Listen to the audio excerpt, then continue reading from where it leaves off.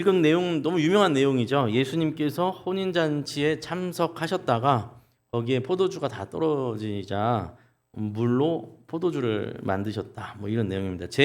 제가 어릴 때 기억으로는 제가 주일학교 다니면서 배울 때 항상 이 본문이 마음속에 어떻게 기억되어 있냐면 예수님은 물로 포도주를 만드실 수 있는 능력이 있으시다. 이제 이렇게 기억이 남아요. 이제 그런 능력이 계신 분, 뭐 이렇게 이제 이 사건의 핵심을 기억하고 있습니다. 그러나 오늘 이 본문이 이 사건이 어린 아이들한테는 그렇게 이제 물론 그 틀린 말은 아니니까요. 이제 단순하게 이야기할 수 있을지는 모르겠으나 사실은 이제 매우 깊은 의미를 담고 있는 사건입니다. 그래서 저희가 오늘은 이 사건이 저희가 익히 알고 있는 이 사건이 어떤 의미를 가지고 또 이 말씀은 우리에게 무엇을 말씀하시는가 그것을 살펴보려고 합니다. 이 사건을요 사실 이렇게 쑥 읽고 그냥 머릿속에 저희 남아있는 사건이잖아요. 아까도 읽으셨지만 근데 이제 이걸 조금 정독하거나 꼼꼼히 다시 읽어보시면 이상한 지점들이 막 드러나는 본문이에요. 그래서 한번 살펴볼까요? 1절 말씀 보시면 예수님께서 갈릴리 지역 가나라는 동네에 혼례식이 있어서 혼인 잔치가 있어서 참석하시게 되는 장면이 1절에 나옵니다. 근데 거기에 보니까 어머니도 같이 하세요. 어머니 마리아가 함께 하시고 2절 말씀을 보면 예수님의 제자들도 함께 초청을 받은 것을 알게 돼요. 그렇죠? 예수님과 예수님의 제자들도 초청을 받게 됩니다. 그래서 아마도 이 어머니 마리아와 그리고 또 예수님과도 아주 잘 아는 집안 결혼식이라는 걸 저희가 추측할 수 있습니다. 그런데 그 뒤를 보면 사실 그보다 더 깊은 관계라는 걸 저희가 또 알 수 있게 추측할 수 있게 돼요. 왜냐하면 그냥 잘 알고 친한 정도가 아니라 어머니 마리아가 주방 일에 관여하고 있는 걸 보게 되죠. 그죠? 뒤에 있는 뭐죠? 포도주가 다 떨어져 있는 것을 알게 되고 그것을 걱정하고 그것을 해결하는 문제에도 같이 동참하는 것을 보게 됩니다. 그래서 이 어머니 마리아가 단순히 하객으로 와서 축하만 하고 가는 상황이 아니라 뒤에서 뭔가 이 주방 일을 돕고 함께하는 그런 관계. 그래서 아주 가까운 어떤 친척 혹은 가까운 어떤 식구와도 같은 그런 관계가 아닌가라고 추측이 되는 이제 상황입니다. 뭐 실제로 보면 뒤에 하인들한테 이렇게 하라라고 이제 지시하는 장면도 나오죠. 그게 이제 하객으로 쌀 일이 아니잖아요. 그런데 이제 어머니 마리아가 이것을 지시하는 것을 보면 이게 지금 이 어머니 마리아와 예수님과 굉장히 밀접한 그런 관계에 있구나라는 것을 알게 됩니다. 3절로 넘어가면 바로 사건이 이제 시작됩니다. 포도주가 떨어진 거예요. 근데 이제 포도주가 떨어진 사건이 별게 아닌 것이 아닙니다. 여러분, 당시 이스라엘 문화 속에서 결혼 잔치에 포도주가 떨어진다라는 것은요, 결코 작은 일이 아닙니다. 이건 그냥 잔치가 망하는 거예요. 네.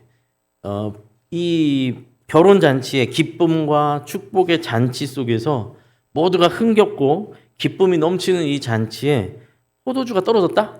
이건 뭐냐면 아이고 망했네. 잔치 그냥 망했어. 이렇게 돼버리는 거예요. 그러니 아주 큰 일이 됐다라는 거죠. 일어나는 것이죠. 잔치가 중단되는 일과 마찬가지라는 겁니다. 이 사실을 알게 된 어머니 마리아가 예수님께 말하는 장면이 나오죠. 3절 말씀 보니까 예수에게 이르되 저들에게 포도주가 없다. 포도주가 없다. 이렇게 말씀하세요. 사실은 이제 이것도 어떻게 보면 조금 어쨌든 혼례를 주최하는 가족이 있는 것 같은데 이거 뭐 예수님한테 이걸 얘기해서 무슨 의미가 있나? 예수님이 뭐 돈이 많아가지고 가서 사오게 하는 것도 아니고 이걸 왜 예수님한테 이런 얘기를 하지? 뭐 이런 생각이 들기도 합니다만 어쨌든 이제부터 이상한 지점들이 계속 나와요. 이제부터 4절 예수님의 대답부터가 이상하죠. 뭐라고 대답하시죠? 여자여 나와 무슨 상관이 있나이까? 내 때가 아직 이르지 아니하였나이다. 여자요? 여러분 집에서 이렇게 불렀다가는 큰일 나죠. 큰일 나죠. 한번 집에서 한번 실험해 보세요. 아내한테도 이렇게 했다가 깜짝 놀랄 겁니다. 여자요. 그러니까 이상하죠. 그리고 나와 무슨 상관이 있나이까? 이것도 너무 매몰차죠. 그리고 내 때가 아직 이르지 아니하였나이다. 이건 또 무슨 뜻이지? 굉장히 동문서답하듯이 예수님께서 말씀을 이제 어머니가 이렇게 말씀하신 거에 대해서 굉장히 매몰차게 말씀하시는 장면이 나와요. 그런데 또 이상한 건 뭐냐면요.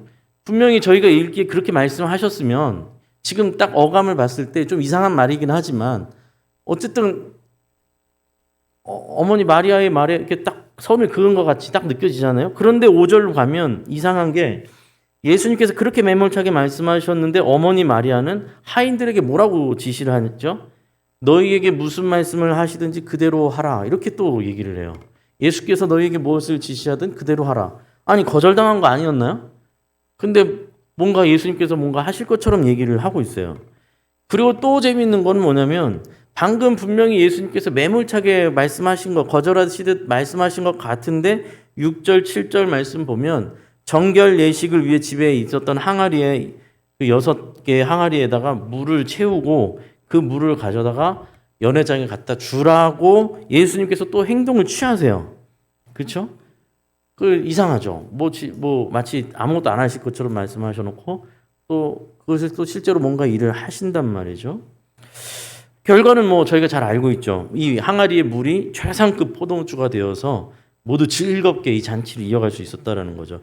연회장의 사람들이 놀라서 말하기를 아니 보통 좋은 포도주를 처음에 내놓고 사람들한테 칭찬을 받은 후에 사람들이 이렇게 취하면 그때부터 이제 질 낮은 포도주를 내놔서 사람들이 취하니까 잘 모르니까 그냥 그렇게 잔치를 치르는 게 대부분인데 어떻게 이 집은 갈수록 더 좋은 이렇게 최상급 포도주가 나오지 하면서 이제 즐거워하고 기뻐하면서 신랑을 불러다가 이제 칭찬하는 장면이 나옵니다. 그렇게 이 잔치는 망하지 않고 이제 망할 상황이었는데 큰 기쁨으로 오히려 더 큰 기쁨으로 이어지게 되었다. 이게 저희가 이제 본문을 보았던 본문의 내용입니다. 그리고 본문을 읽다 보니까 이상한 지점들이 이제 눈에 보이기 시작했죠. 자, 그러면 이 내용이 도대체 뭔가, 이 상황이 도대체 뭐고, 이 사건은 뭘 말씀하고 있는 건가를 저희가 한번 풀어가 보도록 하겠습니다. 저희가 이 본문을 해석할 때 가장 중요한 키는요, 바로 말씀에 바로 있어요. 11절 말씀입니다. 저희가 한번 11절 말씀 함께 읽어볼까요? 함께 11절 말씀 읽습니다. 시작. 예수께서 이 첫 표적을 갈릴리 가나에서 행하여 그의 영광을 나타내심에 제자들이 그를 믿으니라. 네, 이렇게 이 복음서를 쓰고 있는 사도 요한이 이 사건을 정리하면서 이렇게 붙였어요. 뒤에다가 이 해설을 해놨어요. 그렇죠? 여러분 이 요한복음에는요, 저희가 오늘 읽은 이 요한복음 전체 표적이라는 표적이 7번 등장해요. 7번의 표적이 있습니다. 그러면 표적이라고 오늘 보니까 표적이라고 되어 있고 그것도 첫 표적이라고 하고 있잖아요. 그 표적이 뭔가, 이제 표적이 뭔가부터를 정리를 해야겠죠. 이제 표적이 뭐냐면 영어로는 사인이에요. 사인. 저희가 이제 눈으로 사인을 주고 받는다 뭐 이런 사인입니다. 사인의 역할은 어떤 대상을 표시하고 가리키는 겁니다. 이렇게 눈짓으로 이렇게 표시한다든지 해서 가리키는 사인 표시예요. 저희가 이제 뭐 예를 들어서 지방에서 고속도로를 타고 다시 시흥으로 쭉 돌아오는 일들이 종종 있잖아요. 이렇게 오다가 한참 운전하고 뭐 밤에 막 늦게 뭐 피곤한 몸을 이끌고 고속도로를 타고 이렇게 오다가 고속도로 이제 이렇게 표지판에 고속도로 표지판 운전하면서 보는데 거기에 시흥 써 있으면 엄청 기쁘죠. 마음이 편안하고 뭔가 이렇게 이제 긴장감이 확 풀어집니다. 근데 아직 100km 남았어요. 100km 남았지만 100km 아니면 200km일 수도 있습니다. 그렇지만 거기는 시흥이 아니에요. 분명히 그 자리는 이 표지판이 있는 시흥이라고 써 있는 곳이 100km, 200km 남은 곳이지 그곳이 시흥은 아닙니다. 그렇지만 그 표지판이 표시하는 방향으로 가리키는 방향으로 계속 간다면 반드시 시흥에 가게 되어 있죠. 그렇죠? 그게 바로 표지판의 기능이에요. 그게 바로 표적의 기능이죠. 그 표적을 통해서 본질을 향하고 계속해서 가리키고 있는 것입니다. 그렇다면 그 표적, 이 표적이 의미하는 건 뭘까? 요한복음에 아까 7가지 표적이 있다고 말씀드렸는데 오늘 본문에 나오는 이 가나의 혼인잔치 표적이 있고 38년 된 병자를 고치시는 사건이 있고 오병이어의 기적도 표적으로 나오고요. 죽은 나사로를 살리는 사건도 있습니다. 뭐 이런 등등의 사건들이 7가지가 있는데 아마 저희가 앞으로 계속 다루게 되겠죠. 이 표적들이 하나같이 가리키고 있는 것, 이 표적이 바로 이렇게 향하고 있는 것은 무엇일까요? 그것은 바로 다 예수님을 향해서 있고 예수님이 하나님의 아들 예수 그리스도께서 메시아임을 계속해서 표지로 향하고 있다라는 거예요. 그 방향을 가리키고 있다라는 것이죠. 자, 이제 이 부분에서 저희가 한번 또 생각하게 될 게 뭐냐면, 요한이 이 복음서를 기록할 때 그냥 막 떠올리는 대로 이것도 있었지, 참 저것도 있었어, 그냥 막 한 번에 쫙 적어내는 게 아니에요. 요한은 이 기록을, 요한복음서를 남길 때 생각하고 또 생각하고 다시 써보고 이렇게 써보면서 계속해서 정리를 했을 거예요. 그래서 요한복음 21장 맨 마지막 장이에요. 21장 맨 마지막 구절, 이 책의 마지막을 뭐라고 쓰면서 요한은 이 복음서를 마치냐면요, 이렇게 말해요. 예수께서 행하신 일이 이것 외에도, 기록한 이것 외에도 많으니 만일 낱낱이 기록된다면 이 세상에라도 이 기록된 책을 두기에 부족할 줄 아노라. 이렇게 하면서 이 복음서를 끝내거든요. 무슨 말입니까 이게? 예수님께서 행하신 일이 얼마나 크고 많은지 다 기록한다면 다 기록해서 기록할 데가 없을 지경이라고 난 생각한다. 그런데 나는 이렇게 기록했어. 그럼 무슨 말이에요? 뒤집어서 말하면 많은 일들이 있었으나 나는 그 중에서 가장 중요하고 가장 핵심적인 내용들을 기록했어 라는 말이잖아요. 그렇죠? 기억하고 또 선별하고 돌아보고 또 정리해서 가장 중요한 사건들을 기록했다라는 말입니다. 그런데 그 중에서 오늘은 뭐라고요? 첫 표적으로서 이 글을, 이 사건을 기억하고 그것을 정리해서 적어놨다라는 거예요. 예수님 전체 사역과 예수님의 어떤 행적과 예수님의 하신 일들에 있어서 첫 표적을 분명하게 기록하고 있습니다. 그러니 그 많은 사건들이 있었는데 단순히 예수님께서 포도주가 떨어진 결혼잔치 위기를 극복하게 하셨다, 물로 포도주를 만드시는 능력을 보여주셨다의 정도의 목적으로 이 사건을 기록하지는 않았을 것이다 라는 것이죠. 단순히 그런 목적만은 아닐 것이다. 그래서 오늘 본문 11절에서도 뭐라고 되어 있습니까? 그의 영광을 나타내심에 라고 기록하고 있죠. 이 사건은 예수님께서 영광을 나타내신 사건이었다.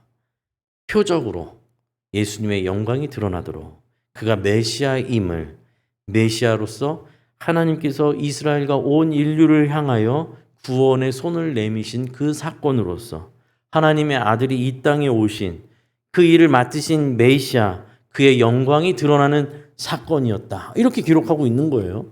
근데 이게 물이 포도주가 된 게 그런 사건이라고? 어떻게 그런 건가? 이제 이런 걸 생각하게 되는 것이죠.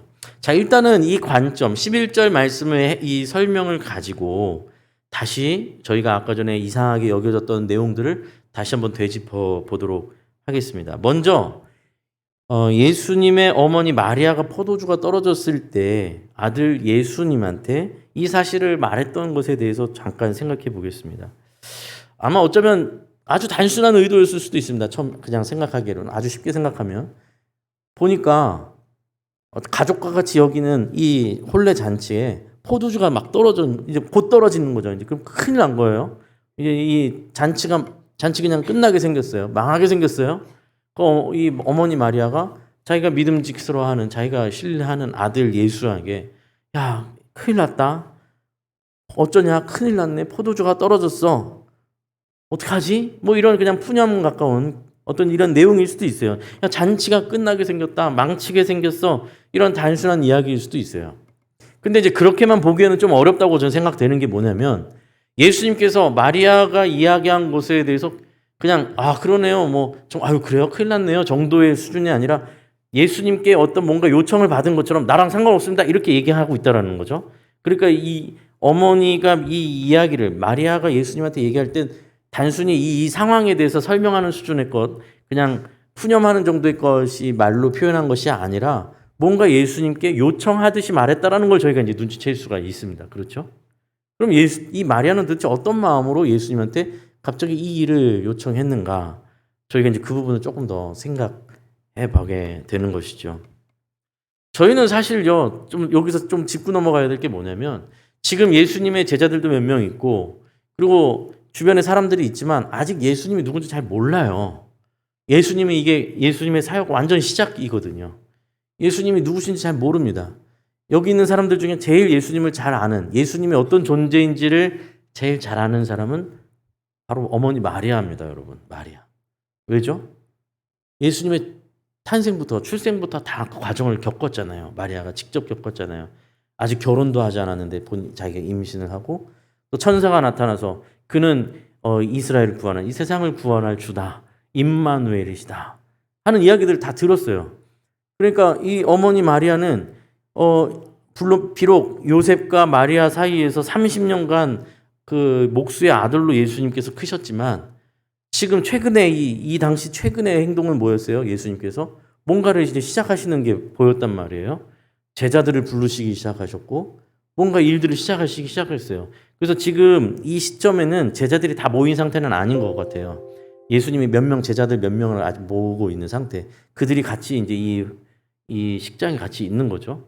그러니까 어머니 입장에서는 예수가 내 아들이지만 사실은 천사를 통해서 알게 된 이 잉태 과정을 통해서 알게 된 이 예수께서 본격적으로 어떤 메시아로서의 사역을 시작하는 그런 일들을 하시는 것 같구나라는 걸 충분히 이해할 수 있는 상황이 되었어요. 그런 상황에서 이 포도주가 떨어진 심각한 상황 속에서 이 사실을 예수에게 말하는 그 마음 속에는 혹시 이 사건이 이 상황 속에서 예수가 이 사건을 해결하는 어떤 이런 기적을 통해서 그가 이 땅에 온 목적, 뭔가 메시아로서의 뭔가를 드러내고 그것을 이 문제를 해결함으로 인해서 단지 몇 명의 제자뿐만이 아니라 이곳에 있는 모든 사람들이 예수를 알아보게 되고 예수를 따르게 되는 어떤 그러한 어떤 사건의 시초가 되는 것은 아닐까? 혹시 그런 사건이 일어나지는 않을까라는 어떤 기대감을 가지고 있는 거예요. 그래서 예수님한테 포도주가 다 떨어졌는데 큰일 났네. 포도주가 다 떨어졌어. 이렇게 이야기를 하게 되는 것이죠. 그런데 사실은 이런 마음이든 저런 마음이든 사실 큰 의미는 없는 게 그냥 예수님께서는 딱 잘라 거절하시는 게 이제 바로 나오죠. 여자여 이야기 나오죠. 예수님께서 이렇게 어머니를 이렇게 부르시는 것은 사실 일반적인 상황 속에서는 매우 이제 예의 없는 표현이잖아요. 그렇죠? 저희가 그렇게 부를 수는 없는 일이죠. 그런데 이걸 저희랑 똑같은 상황으로 보시면 안 됩니다. 이 여자여라고 부르시는 예수님의 호칭은 예수님과 마리아의 사이에서는 일어날 수 있는 일이다라는 것을 기억하셔야 돼요. 우리는 할 수 없는 일이 아니죠. 우리끼리 어머니한테 여자여 이럴 수는 없죠. 이 순간 예수님께서 어머니를 여자여라고 호칭하는 그 순간 예수님께서는 하나님의 아들로서 메시아로서 이 말을 한다는 뜻이에요. 자, 이런 부분들은 또 따지고 보면요, 이런 화법이 우리 속에서도 가끔씩 쓰여요. 어떻게 쓰이죠? 예를 들어서 우리가 배우자가 같이 있는데 배우자가 막 뭔가 이렇게 큰 어떤 낙심을 했다든지요, 의기소침해가지고 다 이제 포기하고 싶어하고 막 그런 상황이 이제 펼쳐질 수 있잖아요. 살다 보면 그런 어려운 순간이 있을 때. 여보 이렇게 힘내야 돼요. 여보 이렇게 포기하지 말아요. 하는데도 막 낙심해가지고 그죠? 막 술에 취해가지고 어쩔 줄 모르고 이럴 때 우리가 마지막 비장의 카드를 뭐라고 탁 꺼낼까요? 보통 그렇게 되면 누구 아빠 이렇게 하죠. 누구 엄마 정신 차려 이렇게 한단 말이죠. 그죠? 왜죠? 당신 누구 엄마잖아. 누구 아빠잖아. 이걸 상기시키는 거예요. 그렇죠? 그래서 당신은 힘든 거 내가 이해하고 당신이 흔들리는 거 이해하지만 우리가 누군지 잊으면 안 돼. 우리는 누구 엄마, 누구 아빠잖아. 이제 이렇게 기억하게 하는 그런 호칭을 쓸 때가 있죠. 그런 일이 별로 일어났으면 안 좋겠지만은요. 저한테 만약에 적용해서 말씀드리자면 제가 뭔가 해롱해로 정신 못 차리고 있을 때 제 아내가 어떻게 정신 차리게 할까요? 목사님! 그러면 깜짝 정신 차릴 거 아니에요. 그렇죠? 여보 평상시엔 여보 하다가 갑자기 제가 뭔가 이렇게 할 때 목사님 그러면 깜짝 놀라겠죠. 그치 나 목사였지. 무슨 말이에요? 당신 목사잖아. 그러면 이제 아이고 그래 내가 그러면 안 되지. 이게 자기 정체성을 이렇게 딱 세워주는 그런 호칭이 쓰인다라는 거죠. 예수님께서 어머니 마리아에게 여자여라고 호칭한다라는 것은 그 이야기를 들었을 때 마리아는 딱 눈이 뜨이는 거예요. 예수께서 지금 나의 아들로서가 아니라 하나님의 아들로서 나에게 말하려는 거구나. 하나님의 아들로서 나에게 말하는 거구나. 하고 요 대화의 관계가 딱 바로 설정되는 거예요. 그래서 여자여라고 말씀하시는 거죠. 나와 무슨 상관이 있나이까? 내 때가 아직 이르지 아니하였나이다.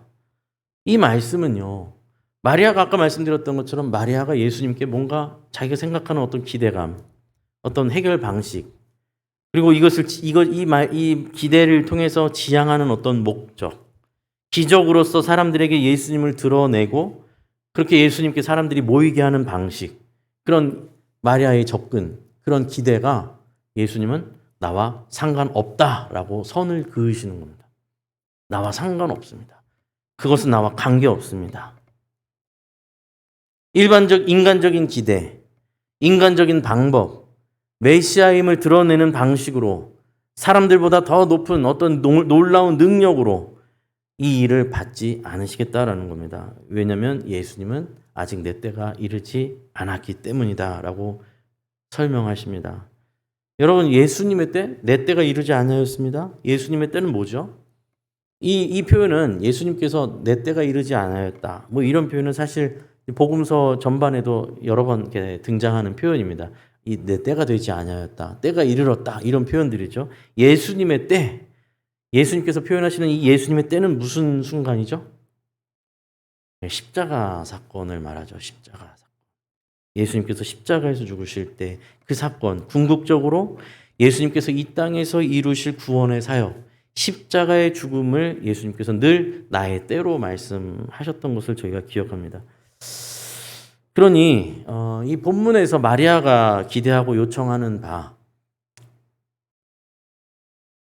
이 사건이, 지금 이 상황이 예수여, 당신이 아들아, 네가 메시아로서 세상에 뭔가를 드러내는 어떤 기적과 이적과 권세와 능력으로 세상의 왕위에서는 어떤 그런 때가 아니냐?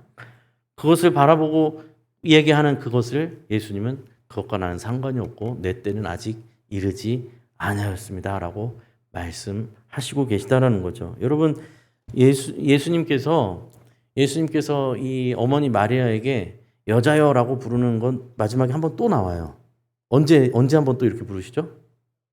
맞습니다. 십자가 위에서, 십자가에서 죽으실 때 십자가상에서 마리아를 향해서 또 이렇게 말하죠. 여자여 보소서 아들이니이다, 이렇게 말한단 말이죠.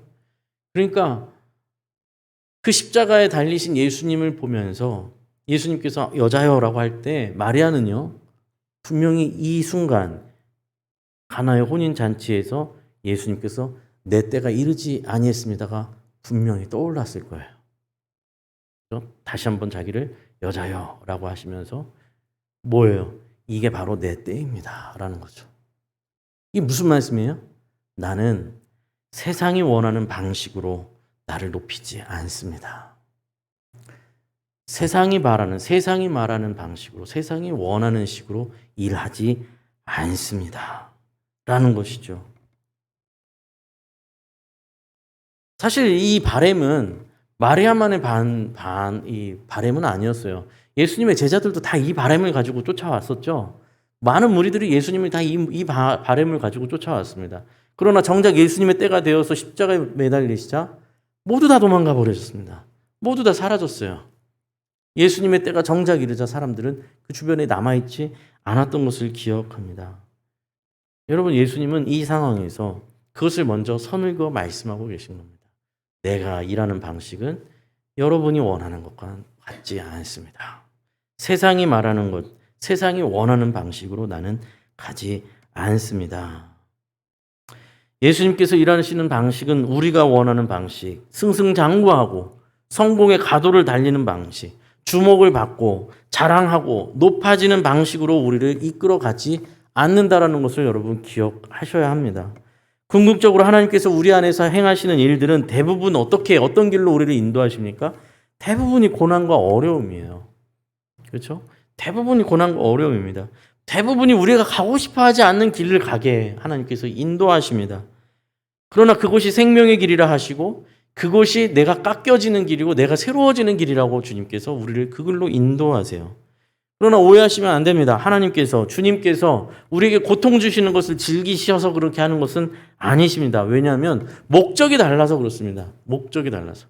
우리는 우리가 기도하는 바, 목적하는 바가 뭔가 그 귀한 것, 소중한 것을 내 손에 쥐게 되는 것, 소유하게 되는 것, 성취하게 되는 것이 인생의 목적인 것처럼 생각하기 때문에 우리가 어려운 길을 가고 왠지 그것이 손에 잡힐 것 같지 않은 어떤 괴로운 순간들을 지날 때 하나님의 함께 하심을 의심하게 되고, 하나님 왜 나한테 이렇게 어려운 일들만 나에게 주시는가? 왜 이렇게 고통스러운 길을 걷게 하시는가? 우리는 왜 이렇게 내 손에 이걸 쥐어주시지 아니하시는가? 여기에 우리는 자꾸만 생각을 하고 의심을 하게 되지만, 왜냐하면 우리의 목적은 손에 뭘 쥐느냐에 있으니까요. 그러나 하나님의 목적은 우리 손에 무엇을, 어린아이 손에 돈을 쥐어주거나 어린아이 손에 칼을 쥐어주는 것이 목적이 아니라, 어린아이 손에 황금 보물을 손에 쥐어주는 것이 아니라 어린아이가 아닌 성인이 되도록 우리가 크는 것에 목적이 있단 말이에요. 그 귀한 것을 받을 수 있는 존재가 되게 하는 것이 하나님의 목적입니다. 그 귀한 것을 다룰 수 있는 사람이 되게 하는 자리, 그 귀한 것을 가질 수 있는 가치가 있는 존재가 되는 자리로 우리를 인도하시는 것에 하나님의 목적이 있기에 우리가 경험하는 일들은 늘 우리가 깨지는 길이 되고, 우리가 넘어지게 되는 길이 되고, 우리가 고통과 고난이라고 느껴지는 일들을 계속해서 경험하는 그 길로 우리를 인도하시게 되더라라는 겁니다. 하나님은 우리를 십자가 속에 죽이시고 새로운 존재로 재창조하시는 길로 우리를 인도하신다라는 것이죠. 예수님의 말씀을 들은 마리아는 예수님께서 단순히 딱 거절하시는 것만은 아니라고 느낀 것 같아요. 그렇죠? 그래서 보면 뒤에 하인들에게 나는 모르겠다. 지금 내가 접근한 방식으로 나는 이렇게 되는 것이 예수님께서 메시아로서 뭔가를 하는 일이라고 생각했지만 내가 방식은 아니래. 내가 생각하는 건 아니래. 그러나 뭔가 하실 것 같아. 그분이 원하시는 거라면, 그분이 지시하는 거라면 하인들에게 모두 다 지켜 행하라 라고 말하는 장면이 뒤에 나오죠. 사실 말도 안 되는 걸 주문하시는 거잖아요. 항아리에 물을 담아놓고 그 물을 갖다가 연회장에 갖다 주래요. 여러분, 이 포도주가 끊어지는 것만으로도 잔치가 그냥 파해지는 건데, 그것만으로도 굉장히 수치스러운 일이고, 그것만으로도 잘못하면 욕을 먹을 수 있는 일인데 거기다가 맹물을 갖다 줘봐요. 완전히 이건 무슨 지금 하객들을 완전히 모욕하는 거잖아요. 그런 짓이잖아요. 사실 예수님께서 하신 짓은. 그런데 그것을 하인들에게 지시하고 하인들은 그것을 따르게 됩니다. 그리고 예수님께서는 물을 바꾸어 포도주로 만들어 주시죠. 자, 그러면 이제 마지막으로 우리 예수님께서 물을 포도주로 바꾸신 그 이 사건 전체는 그럼 도대체 무엇을 보여주시기 위한 표적이었는가? 이제 이걸 마지막으로 우리가 생각해 봐야겠습니다. 예수님께서 지금 하신 것대로 또 아까 설명드린 것대로 예수님께서 이 일을 하신 것, 물로 포도주를 만드신 사건 자체는 마리아와 제자들과 물을 나른 하인들밖에 몰라요. 그렇죠? 하객들도 몰라요, 보니까. 그래서 누구를 불러서 칭찬하냐면 신랑들을 불러서 칭찬한단 말이죠. 그러니까 예수님께서 이 일을 행하신 걸로 여기 있는 사람들이 다 이제 예수님의 기적을 보고 막 예수님을 따르게 만드는 일은 하지 않으셨다라는 걸 저희가 확인하게 되는 것이고, 그렇다면 예수님은 이것을 왜 이런 일을 행하셨고 이것을 제자들에게 보여주셨고 마리아에게 보여주셨는가? 이것을 우리가 좀 생각하게 되는 거죠. 이 사건 자체가 표적으로서 가리키는 바가 도대체 뭐냐를 우리가 생각해 봐야 한다는 것이죠. 무엇이었을까요? 여러분, 서두에 말씀드렸던 것은 이것은 표적이라고 말씀드렸어요. 그리고 중요한 것은 이것이 첫 번째 표적이었어요. 첫 번째 표적. 이후로부터 예수님께서 이후에 하실 일들, 예수님께서 이 땅에서 이루실 일들을 이루는데 첫 번째 단추를 잠그신 거예요. 아니면 첫 번째 문을 여신 겁니다. 이제 계시한 거예요. 그렇죠? 문을 열었습니다. 이 첫 번째 표적을 통해서 예수님은 앞으로 예수님께서 어떤 일들을 행하실지, 왜 이 땅에 오셨는지를 딱 그 시작점을 보여주시는 거죠. 무엇을 목적으로 오셨는가, 무엇이 목적인가를 예수님께서 드러내신 사건이죠. 당연히 단순히 물을 포도주로 만드는 그 사건이 아니라는 것이죠. 여러분, 이 포도주가 혼례 잔치에 있어서 무슨 역할을 한다고 했습니까? 무슨 존재라고 했습니까? 잔치와 기쁨과 즐거움을 상징한다고 말씀드렸잖아요. 포도주가 없으면 잔치가 깨져버린다고요. 그렇죠? 포도주가 끊어진 상태는 뭐라고요? 잔치가 깨지는 상태. 잔치가 망하는 거예요. 쉽게 말하면. 실패와 고통이죠. 그렇다면 이 사건이 무엇을 의미하는가 할 때 예수님이 오시는 이 세상, 예수님이 오셔야만 하는 이 세상이 바로 포도주가 끊어지는 잔치와 같은 세상이다라는 것입니다. 이 세상, 포도주가 끊어져 기쁨과 환희는 다 사라지고 고통과 절망과 실패만 남는 세상, 그것이 바로 이 세상이다라는 것입니다.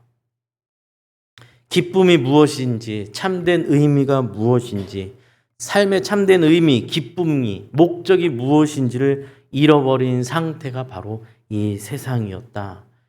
오죽하면 사단이 예수님을 데리고 높은 산에 올라서 자기가 왕노릇 한다며 세상을 보여주면서 내가 왕노릇 하고 있다라고 자랑하는 그 세상, 그것이 바로 이 땅의 현실이었다라는 것입니다. 예수님께서 이 땅에 오신 것은 그 절망을 기쁨으로 바꾸시겠다라는 하나님의 선언인 것이죠. 예수님께서 이 사건을 베푸신 것은 물로 포도주를 만드시는 것, 이제 끝나버릴 이 잔치를 더 기쁨과 즐거움으로 바꾸시는 사건, 그것이 바로 예수님께서 하실 일이다라는 것을 보여주시는 사건입니다. 여기서요, 또 한 가지 이제 눈에 띄는 것이 있어요. 정결 예식을 위한 항아리에 채우라고 하잖아요. 그죠? 정결 예식을 위한 항아리에 물을 채웠다가 그것을 떠다 주래요. 이것도 사실 좀 생각해 보면 이상하죠. 왜냐하면 물이 있었으면 물을 그냥 뜨는 대로 바로 항아리에 담을 건 또 뭐가 있어요? 물 가져오는 대로 바로 그러면 연회장에다 갖다 전달해라 하면 되는 거였잖아요. 목적은 그거니까. 근데 굳이 이 정결 예식을 위해서 집에 유대인들은 이스라엘 사람들은 집에 항아리들이 비치돼 있었어요. 준비돼 있었어요. 그리고 거기다 물을 채워놓고 이 정결 의식을 위한 이 항아리가 무슨 용도냐면요. 자기가 밖에 나갔다가 외부에 나갔다 들어올 때 혹은 외부에서 손님들이 들어오면 그 정결 예식을 위한 물로 손과 발을 씻기는 거예요. 근데 이제 그게 단순히 그 중동 지역이니까 사막도 있고 뭐 그러니까 흙먼지가 많으니까 손과 발에 흙먼지가 묻었으니까 씻는 개념, 위생 개념이냐? 그것만이 아닙니다. 오히려 더 중요한 개념을 담고 있어요. 이스라엘 백성들에게 있어서 이건 율법과도 같은 거거든요. 뭐냐면 이 더럽혀진 것을 씻는 개념이에요. 단순히 육체적인 것이 아니라 물질적인 것이 아니라 죄를 씻어내는 개념으로 한단 말이에요.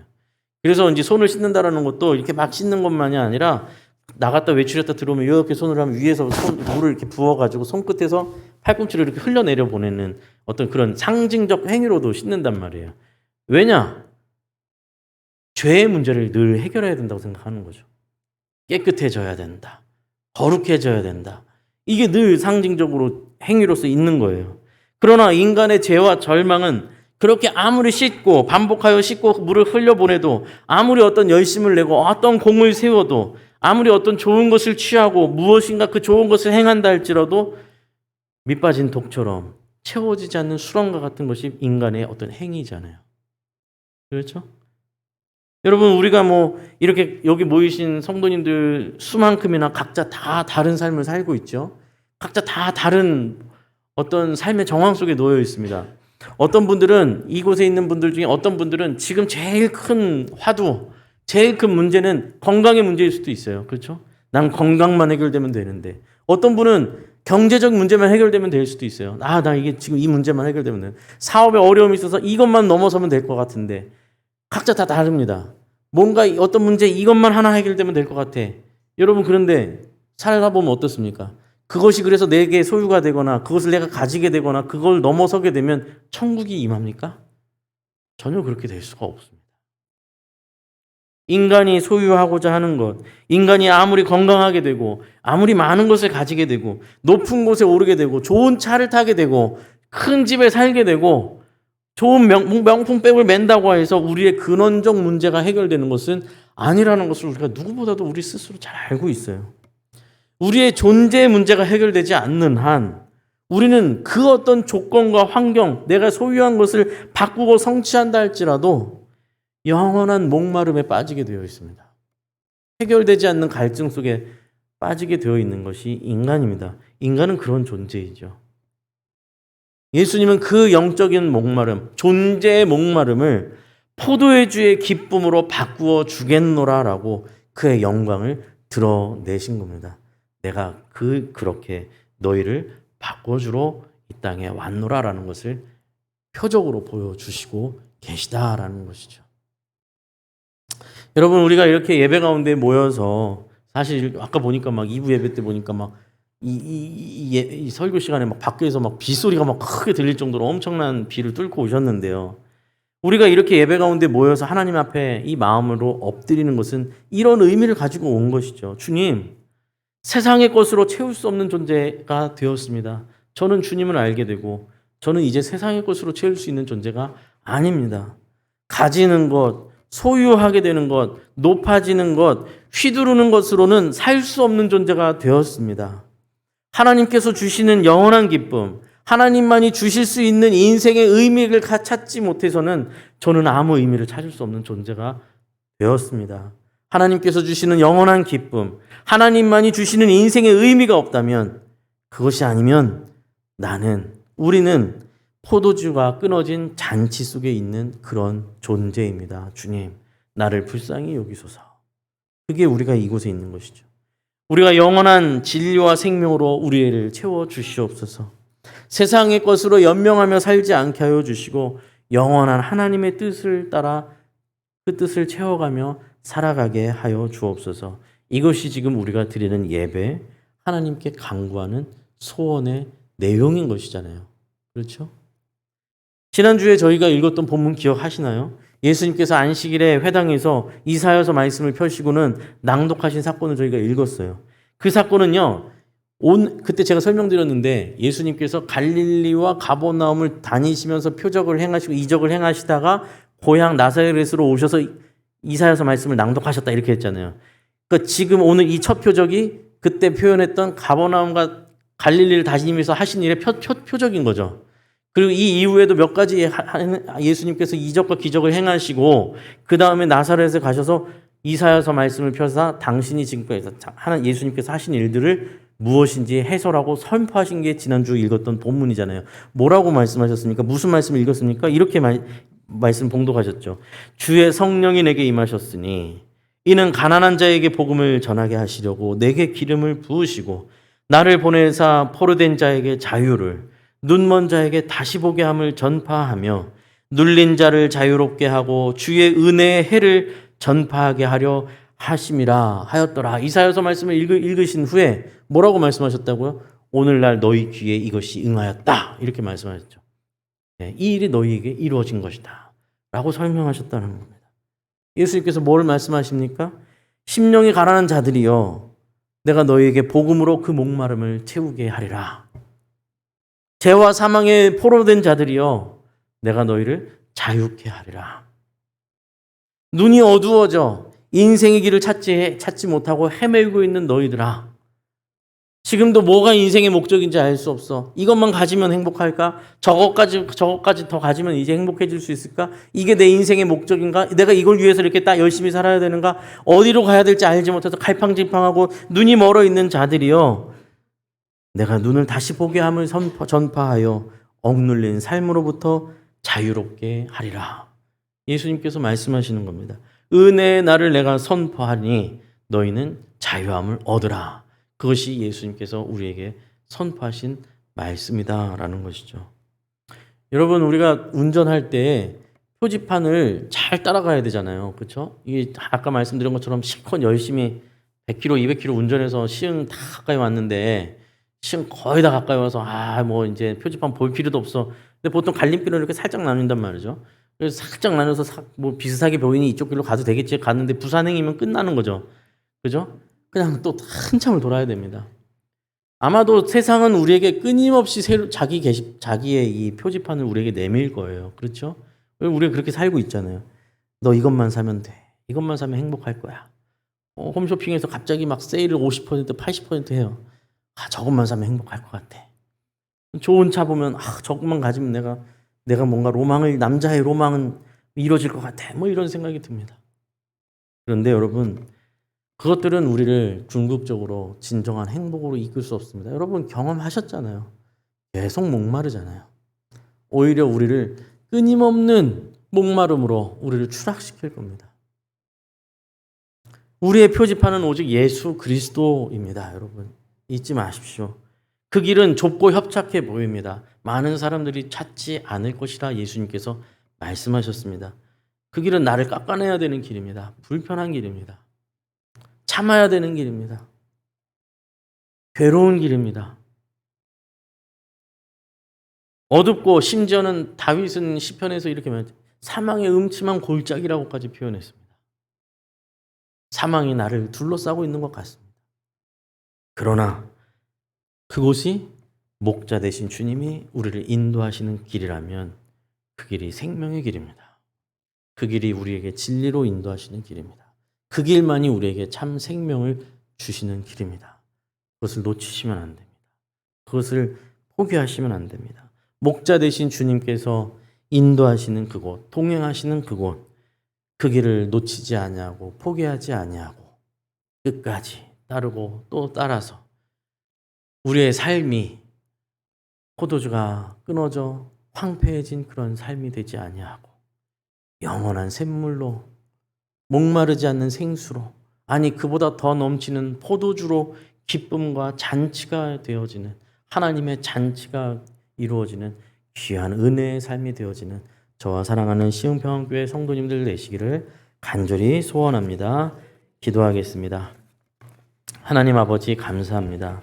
주님 우리에게 참된 표적을 보여주셨습니다. 우리가 따라가야 될 표적이 무엇인가? 우리의 인생이 가야 할 길이 무엇인가? 우리 주님이 아니고선 우리가 길을 잃을 수밖에 없음을 우리가 포도주가 끊어진 잔치와 같은 존재임을 다시 한번 기억하게 하여 주시면 감사합니다. 우리 주님만을 표적으로 삼아 따라가는 저희들 되게 하시고 주님을 의지하여 주의 목자 되신 주님을 따라 그 길을 따라 살아가는 저희들 되게 하여 주시옵소서. 이제는 우리 주 예수 그리스도의 은혜와 하나님의 측량할 수 없이 크신 그 사랑과 성령님의 보호하시고 인도하시고 교통하심이 이 자리에 나와 주의 말씀을 기억하고 또 마음에 새기며 세상의 표지판을 따라가는 것이 아니라 오직 우리 주 예수 그리스도를 따라 주님 가신 그 길을 따르겠노라고 결단하고 감사하며 그 길을 따르길 소원하는 여기 있는 모든 하나님의 백성들 자녀들 머리 위에 삶의 터전 위에 이제부터 영원까지 함께해 주시기를 간절히 축원하옵나이다. 아멘.